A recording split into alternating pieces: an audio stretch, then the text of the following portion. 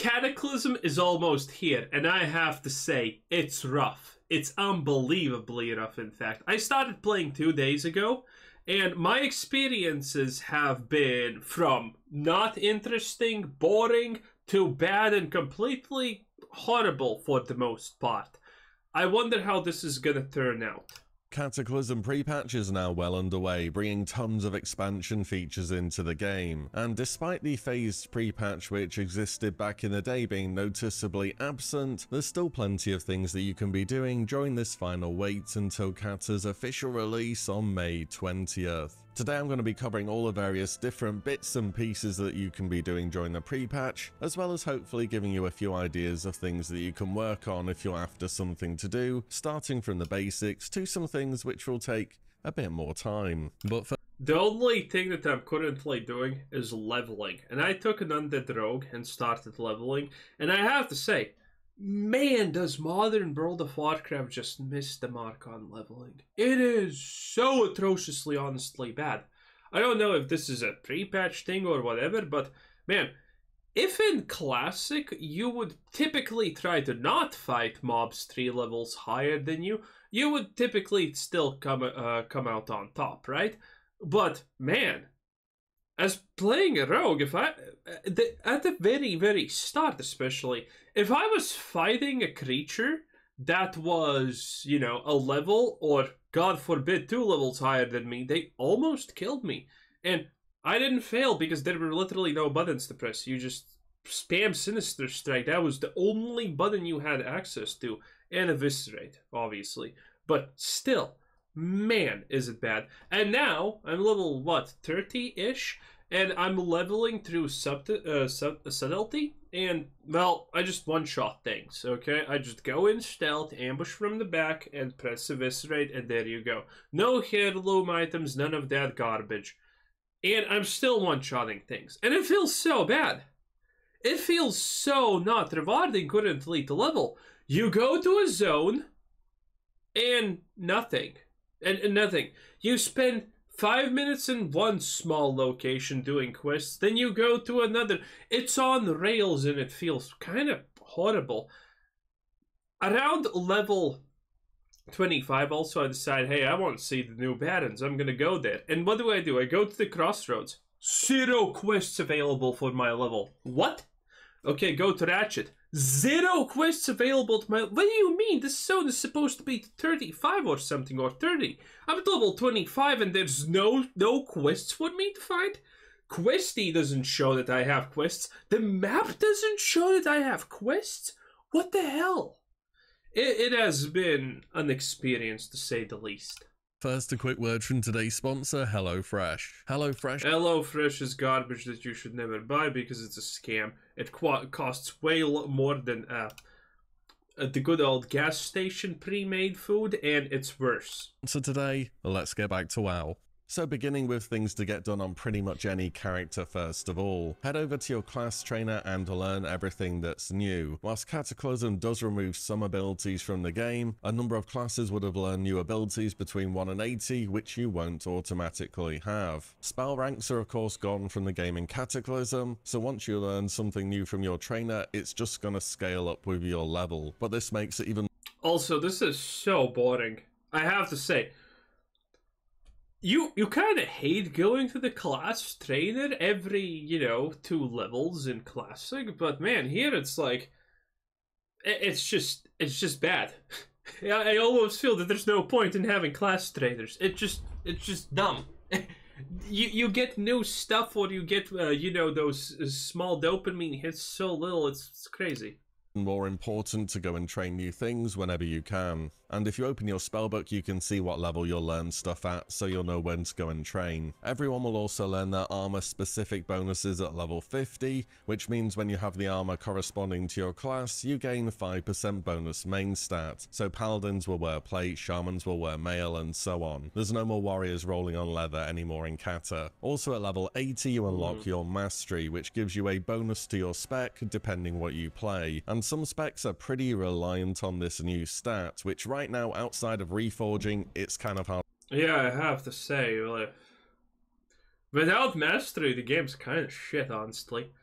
I want Mastery and Season of Discovery. I want actually Haste and Mastery and Season of Discovery on pieces of gear. So it's a little bit more interesting. And again, a lot of people are, oh, we need Classic Plus, not Season Season of Discovery is Classic Plus. Give it a rest, okay? We can only hope it goes in a not bad direction, honestly.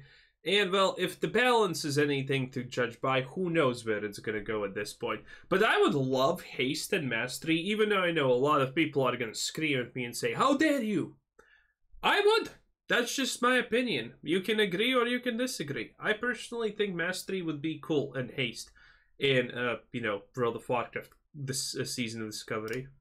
To get it. As with any pre-patch, some classes are going to do a lot better than others, but don't worry about your class underperforming at the moment for a few weeks. Things are going to change big time when we're at 85 and getting stuck into Kata's endgame. You can head over to your riding trainer 2 and pick up your Flight Master's license as early as level 60 for about 212G or so. This will allow you to fly in Eastern Kingdoms, Kalimdor, and Deepholm moving forwards. If you have a bit more gold to spare, you can also train 310% flight speed as well now for around 4,250G. This is okay, that is a lot though. Very much worth getting on your main. You're going to be flying about a lot in Cataclysm, and you should make a decent amount of that gold back during leveling anyway. You should go and update your glyphs too. The glyph system now has 3 tiers, those being prime, major, and minor. And dude, the amount of bugs also is insane. You press N to open talent points, it opens glyphs. You press the talent points, if you have a talent point to spend, it always teaches you like you're an infant or something like that. That this is where your talent points are, this is where you put them in, now please click the learn button. Holy, it's annoying.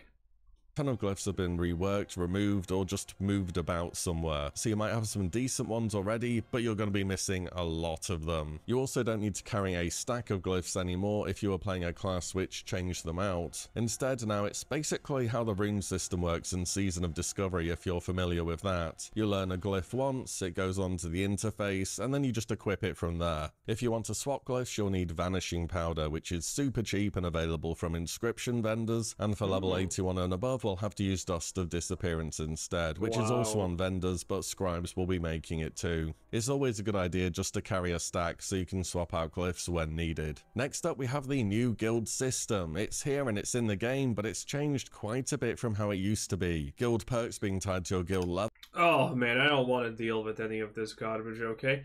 I open my spell book and I look at all of this stuff, and there's like 15 additional icons like this. It's like, what is even going on at this point? It is so dumb.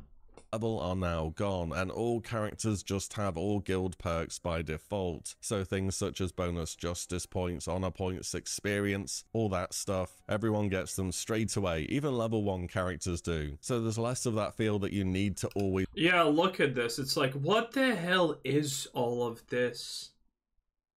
It's so bad. Be in a guild, which definitely existed back in the day for Kata. And there are 2 guild perks which have been removed too. Those are Cash Flow, which made it so when you looted gold, a small extra amount was generated and sent to the guild bank. Personally, I'm really happy to see this go, as back in the day it created loads of quote-unquote guilds whose sole purpose was funneling money from leveling characters to the GM. Blizzard have also got rid of Have Group Will Travel. This teleported all raid members to your location, which made it so a rogue could sneak to just about anywhere, press this button, and magically there's now a raid group in your capital. Not gonna lie, this was a lot of fun to use, but maybe it was just a bit difficult to balance. Also, mass resurrection isn't in the game as it used to be, and instead all classes with a resurrection ability now have a new button that was added in Legion, which functions in the same way. So back in the day in Kata, if you were gonna wipe, a hunter could feign death and mass res. You can't do that in Kata Classic. You're gonna need somebody which has a heal baseline. God, this is so stupid again. I'm level 35. I don't know if I'm gonna actually make it all the way to max level. I don't know if I'm gonna actually play Cataclysm, because currently playing Rogue is pain! Lots of annoying pain, honestly. The rotation is not fun, the killing stuff is not fun, it's just kind of dull. It's just kind of really boring, honestly.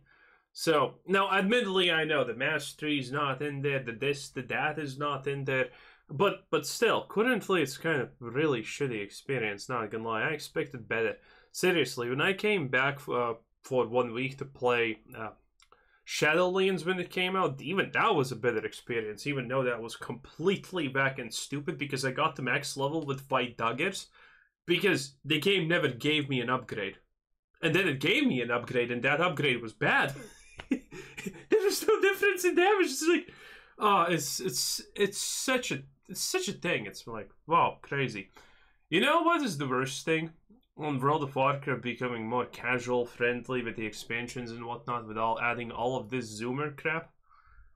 We have Fortnite, okay? I haven't played Fortnite, but I have seen Fortnite. And probably you have also, or you maybe even have played Fortnite. And Fortnite proves one thing. That no one likes brainless, low skill ceiling games. No one likes all of this garbage, whatever this is. Fortnite building is kind of complex, and you know the skill cap there is pretty damn high with a lot of things, and people love it. Dude, even 10-year-old kids are choosing games with a lot of meaningful skill expression, and World of Warcraft just doesn't provide it currently. You can't get new, especially young people in the World of Warcraft when it's so dumbed down and dulled down. It's absolutely crazy.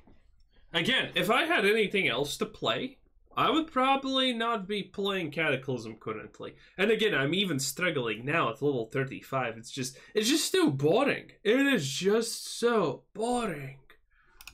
Fine to live. Despite all this, it's still pretty good to be in a guild, and there's a bunch of stuff which you can get now. Notably, earning rep with your guild is very quick, and there's no One of the biggest problems, honestly, I'm going to say about the new system that, you know, World of Warcraft came into after, you know, the end of Lich King is the concept that everything is easy. When you make everything easy, anything that requires even a little bit of work becomes a chore, a hustle, annoying. And that's what was great about Classic, because leveling up required dedication. So when you leveled up or when you got an upgrade, it felt big because you earned that. But when everything is given for you for free, nothing feels special, nothing feels earned, nothing feels anything. The closest you have that is trash mobs and raids, I guess. And that's horrible because no one likes trash mobs. Everyone just cares about the boss. Cap on the amount of rep which can be earned in the space of a week. On top of that, the majority of guild rewards are account bound too, so even if you are leveling on an alt or something, you'll still get nearly all the rewards that you would probably be after. Do note though that quite a few of these guild rewards also need guild-wide achievements too, which you probably won't have yet. In fact, leveling on an alt is probably one of the fastest ways to gain rep with your guild due to how much rep you get from quests. On your main, on the other hand, you'll probably have to do dailies or spam dungeons, which I don't think is going to be anywhere near as fast. In any event, at Friendly you can get a guild tabard which increases guild reputation gains by 50%, and at Honored another tabard which increases gains by 100%. Wow. On top of that, at Friendly there's a new heirloom cloak that you can get giving 5% more XP, and at Revered a helm which gives another 10% more XP. These currently only work from levels 1 to 80, as back in the day you needed a certain guild level in addition to reputation to buy them, and given that guild levels aren't a thing anymore, we can now get them in the pre-patch, which is great for alts, but typically in WoW you can't use heirlooms on a first time leveling experience through a new expansion, so I expect Blizzard will change these back to be working from 1 to 85 at some point post launch. One more thing about guilds, and that is related to fishing. If you're primarily a raiding guild, the recipe for the new tier of Feasting Cataclysm is locked behind an achievement where, as a guild, you need to have caught 10,000 fish. So, oh boy, that sounds great. Fishing definitely matters. Moving on, let's talk more about your main or perhaps a class you're changing to. So, is it worth gearing up loads in the pre-patch to get a good start when Cata releases? No, obviously, right? I mean, sure, get used to your class changes, see how the thing you want to play plays, but as for gearing, it's not very important. The importance of main stat for damage and item level jump from questing rewards is kind of enormous. Well, look at this, yeah. This is one third increase of pull, but this is kind of crazy, at least for damage. If not, honestly, even more. In Kata, and even people in BIS from ICC will be swapping those items out before they're hitting level cap in some cases, so don't worry about gearing up too much. However, if you did want... Yeah, this is the classic World of Warcraft problem that currently people have in retail and have had forever at this point. What's the point of gearing up if, you know, in a month there's going to be a new raid tier or something dumb like that, and the catch-up gear is going to be better than the previous mythic plus heroic plus raid tier, whatever? There's no point. You're just wasting your time effectively. It's dumb. To grab a few pieces for expansion launch and just so you aren't heading in as a fresh 80 or in booster gear, then PvP is 100% the way to go. Not long ago, Blizzard dropped the honor cost of PvP items by about 66%, and you can buy all of the Wrathful gear now for pretty cheap from vendors in the Dalaran sewers, ranging from item level 277 weapons to item level 270 armor. As for earning honor, there's a few daily quests in Grizzly Hills down south at Venture Bay, which give 50 each, and there's also some PvP dailies north of that at the Blue Sky logging grounds too, but I went and checked them and they weren't giving any honor reward for some reason. Not sure if that's bugged. I feel as though everything's bugged. They should give honor, but either way the southern ones will get you some honor. Other than that, you'll want to be queuing up Wintergrasp whenever that's available and doing the quests associated with that, and then after that spamming Battlegrounds. But honestly, between Venture Bay and Wintergrasp, you should be getting more than enough honor to buy some items. Worth a mention too, there's also an honor cap if you want to PvP in Kata, and it should be worth being capped out at 4,000 honor points, since when you hit 85 you'll be able to buy a few items. Same goes for Justice points, so this is a new currency that's replaced all our various emblems from Wrath and TBC, and is also capped at 4k. Buying gear now for Justice points seems way overpriced, as their cost is just so high compared to the PvP gear. I mean, if you're gonna cap out anyway, sure, but otherwise I'd save these points for Kata's release, so you can buy some gear at 85. And if you want an easy way to cap out your Justice points, a good old daily Forge of Souls with the 2 daily dungeon quests and the weekly raid boss will get you most of, if not all the way there, if you're doing them every day. And then of course we have our brand new profession, Archaeology. The way this works is very simple. You get various dig sites on your map, you go to one of them, you do— this is what everyone's currently memeing about. The people who want to raid in Cataclysm are forced to spam Archaeology currently. Oh, you know, the poor little shits. I do not feel for them at all. Just to try and kill a dragon that's like 20 years old at this point. Sad.